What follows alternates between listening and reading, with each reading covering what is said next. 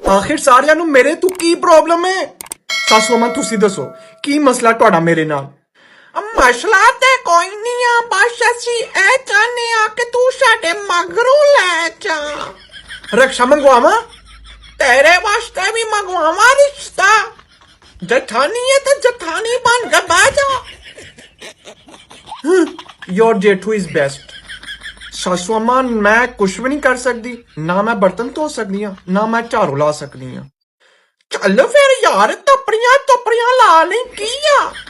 ओ मैं तपड़ियां तुपड़ियां कोई नहीं लानियां, मैं सिर्फ किचन च जाके फिंगर चिप्स बना सकनी हाँ, वो भी अपने वास्ते। ਆ ਡੰਗਰ ਚਿਪਸ ਕੀ ਹੁੰਦੀ ਆ? ओ मोटे आलूआं नू लम्मा करके खांदी जे, पता नहीं कित्थे आ गई हाँ मैं। ਤੋ ਪੁੱਤਰ ਦੋਜ਼ਖ ਦੇ ਨਾਲ ਵਾਲਾ ਪਲਾਟ ਬੁੱਕ ਕਰਵਾ ਲੈ, ਹੁਣੇ ਤੇਰੀ ਜਾਨ ਛੁੱਟਣੇ।